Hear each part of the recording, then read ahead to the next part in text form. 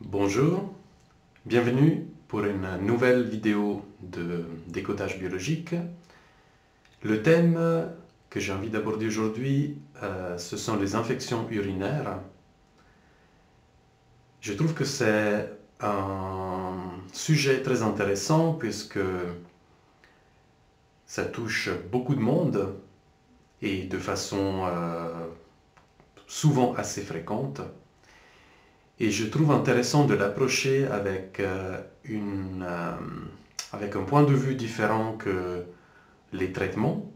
Alors des traitements qui ont bien sûr toute leur place, puisque c'est une maladie qui provoque des gènes très très fortes, des douleurs qui peuvent même être dangereuses, notamment lorsqu'il y a des saignements ou que ça remonte au rein. Donc le traitement reste quelque chose d'important, voire d'indispensable. Mais je vous invite aujourd'hui à explorer avec moi ce qui se joue dans la maladie, dans cette maladie. Qu'est-ce qu'elle vient travailler dans la vie de la personne? Et au fond, qu'est-ce qu'on peut comprendre sur cette maladie? Et peut-être que ça nous évitera de la vivre avec la même fréquence, et peut-être que ça permet d'y mettre du sens, et peut-être que ça permet de la désamorcer, de mettre en lumière ce qui se joue dans cette maladie. Une infection urinaire, qu'est-ce que c'est? C'est davantage d'urine, ou en tout cas de l'urine qui est expulsée beaucoup plus souvent. Il y a la fréquence de miction qui est augmentée, comme s'il fallait faire plus souvent pipi. Et n'oublions pas que nous sommes des animaux. Qu'est-ce qu'ils font les animaux quand ils urinent, notamment les chiens, les chats, les autres mammifères? Ils marquent leur territoire. Marquer le territoire, c'est quelque chose qui sert pour notre biologie à dire ici, c'est à moi, mais aussi ici, c'est moi. Donc notre urine sert à marquer le territoire, mais aussi à donner des informations sur nous. Biologiquement, c'est comme une carte d'identité qui, olfactivement, dit aux autres, bah ici, c'est à lui, c'est à elle. Et j'aime bien ce thème du territoire parce que on peut l'approcher avec plein de nuances différentes. Et souvent, il n'y a pas une thématique du territoire, il y en a plein qui sont possibles et chaque personne la vit à un moment donné à sa façon. Déjà, qu'est-ce que c'est le territoire? Le territoire, c'est bien sûr de l'espace qui est nécessaire à notre vie, mais c'est aussi pour notre cerveau quelque chose de symbolique. Ça peut être quelque chose de symbolique. Donc, mon territoire ne sera pas seulement mon appartement, mais ça peut être aussi mon lieu de travail. Ça peut être aussi mon projet. Ça peut être aussi mon partenaire, ma partenaire. Ça peut être aussi les membres de ma famille. Et ce qui est intéressant là-dedans, c'est qu'un conflit qui est vécu par rapport au territoire et qui ne trouve pas d'autre expression et qui ne trouve pas d'autre solution peut être mis en matière par notre corps avec une infection urinaire. Infection urinaire, davantage d'urine, comme si on pouvait ainsi mieux marquer notre territoire. Le territoire peut être marqué dans plusieurs nuances, j'en parlais avant. Une, ça peut être « n'approchez pas ». Ici, c'est à moi. Une autre façon de vivre le territoire, ça peut être « il y a quelqu'un qui a envahi déjà mon territoire, je dois marquer mon territoire pour que l'autre le comprenne et qu'il s'éloigne ». Donc, une thématique qui n'est plus celle du danger qui approche, mais du danger qui est déjà là, d'un envahissement qui est déjà présent. Et d'ailleurs, j'aime bien me rappeler que le territoire, c'est aussi notre corps. Notre corps, c'est notre premier territoire. Donc des thématiques des conflits, des chocs, des stress qui sont vécus dans l'ordre de « on empiète sur mon territoire », je pense à la thématique des limites, des barrières, du respect de notre corps, elles peuvent aussi être mises en matière par une infection urinaire.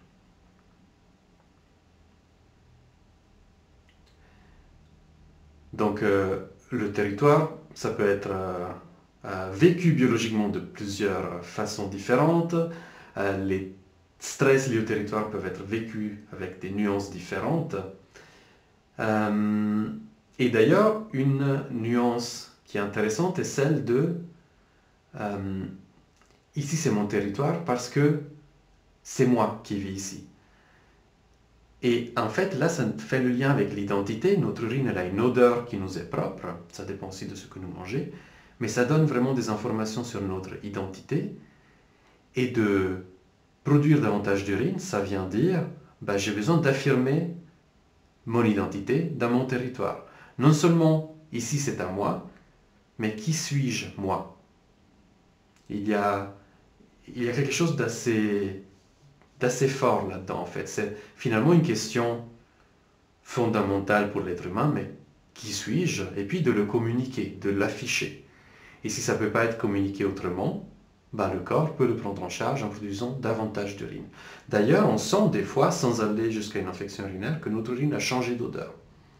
Donc j'aime bien dans ce moment-là me poser la question, mais qu'est-ce qui se joue ces temps-ci chez moi par rapport à mon identité? Est-ce que j'ai inconsciemment besoin de l'affirmer, de l'afficher, de la faire bien sentir aux autres? Et d'ailleurs, une des informations qui est véhiculée par l'urine pour la femme, c'est aussi l'état de fertilité. Donc, je pense à des infections urinaires qui viennent à un moment précis du cycle. Est-ce que le corps de la personne ne serait pas en train de communiquer sur son état de fertilité? Que vit la personne à ce moment-là dans sa vie par rapport à la fertilité? Et vous voyez, comme d'habitude, je donne des pistes, ce ne sont pas des vérités, mais ce sont des pistes en lien avec le fonctionnement physiologique du corps, avec le rôle de l'urine, des voies urinaires. Et après, chacun y trouve ou pas sa vérité, chacun y trouve quelque chose ou pas qui lui fait écho. C'est important pour moi de donner des pistes et de ne pas servir des vérités, il n'y en a pas, mais de donner des directions, puis peut-être que ça vous parlera. Un autre rôle de l'urine, c'est celui d'éliminer des déchets. Donc davantage d'urine, expulsée plus souvent, est-ce qu'il y a quelque chose de sale à éliminer dans la vie de la personne? Est-ce qu'elle vit quelque chose de stressant, de particulièrement stressant par rapport à une crasse qui doit être éliminée?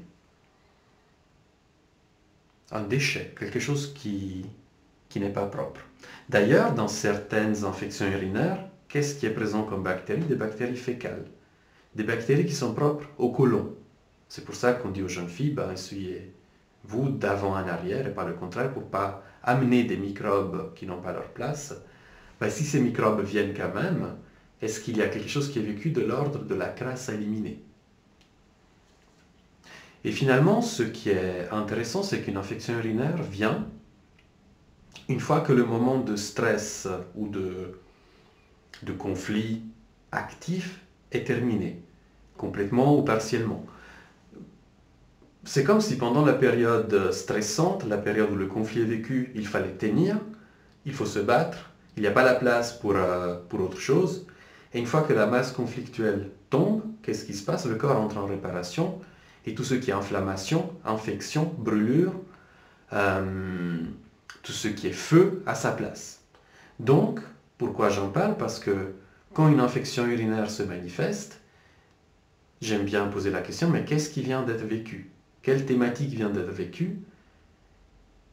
Quel ressenti est là par rapport à ce vécu? Et ça donne des pistes très précieuses pour remonter à ce que le corps fait. Je dis remonter parce qu'évidemment, ce n'est pas quelque chose qui est conscient.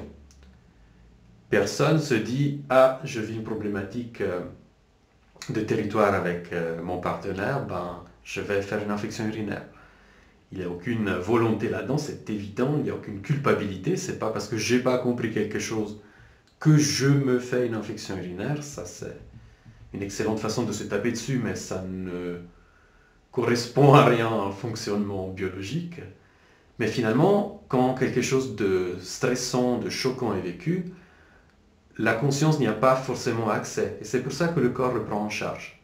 C'est comme si une partie de nous qui vit quelque chose de trop fort, de trop difficile, allait finalement travailler dans cet organe qui peut prendre ça en charge. Comme si une partie de moi allait se loger dans ma vessie et puis travaillait ce qu'il y a à travailler pour que le reste de mon être ne soit pas encombré par ça. C'est tout ce qui est vécu par les personnes qui vivent des traumas, qui vivent une dissociation, une part de la personne. C'est comme si elle se détachait et elle n'est plus accessible à la conscience, sauf quand le trauma est rappelé par des événements externes.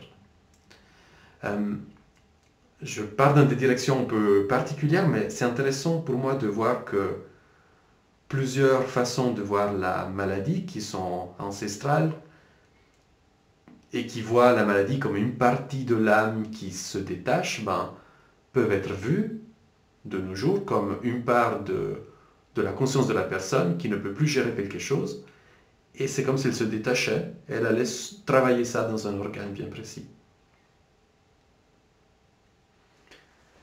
Qu'est-ce qu'on fait du coup avec une infection urinaire? Je l'ai dit, j'aime bien me poser la question, mais qu'est-ce qui vient d'être vécu? Par exemple, une infection urinaire qui vient après chaque rapport sexuel, peut-être que le rapport amène des microbes, mais surtout, qu'est-ce qui est vécu avec ce rapport? Quel est l'enjeu de ce rapport? Qu'est-ce qui est vécu par rapport au territoire, à l'identité, à l'élimination de quelque chose de pas OK? Qu'est-ce qui est vécu de tout ça dans ce rapport? Et finalement, ça donne des canaux à la personne, des portes pour accéder à quelque chose qui est vécu de façon qui n'est pas OK, d'une façon qui n'est pas OK, et pour finalement ramener ça à la conscience et le travailler. Et souvent, ce sont des thématiques qui sont très difficiles pour la personne, c'est pour ça que le corps le prend en charge, encore une fois, et c'est pour ça que ça se travaille en consultation, en thérapie, à travers l'écoute. Puisque l'idée, c'est de faire exprimer. L'idée, c'est que la personne puisse exprimer en conscience ce qu'elle n'a pas pu exprimer jusqu'à là, et que finalement, c'est le corps qui exprime. Et qui finalement est exprimé par le corps, je me comprends. Et qu'est-ce qu'on fait avec une infection urinaire? Donc, en fait, déjà de pouvoir nommer ce qui est vécu, déjà pouvoir y mettre des mots, déjà le ramener à la conscience, c'est déjà un énorme pas. Et après, une fois que c'est ramené à la conscience, on peut avoir la possibilité de faire un choix différent, peut-être. Peut-être qu'avec les ressources que la personne a maintenant, un choix différent pour solutionner sa problématique est possible. Et du coup, ça sera plus nécessaire pour le corps de le prendre en charge. C'est pas une punition, c'est pas forcément un message du corps, mais le corps travaille quelque chose qui ne peut pas être travaillé autrement, exprime quelque chose qui ne peut être exprimé autrement. Donc finalement, d'utiliser la maladie comme canal pour remonter à ça, ça permet de l'exprimer d'une façon qui fait du bien, en fait, tout simplement. Voilà. J'ai fait le tour, je pense, des points importants. J'ai bien aimé amener aussi quelque chose d'un peu plus général sur le fonctionnement du corps lors d'une maladie, quelque chose qui est pris en charge par un organe. Je me réjouis de lire vos commentaires, je me réjouis de vos partages et à tout bientôt pour des nouvelles vidéos. À bientôt.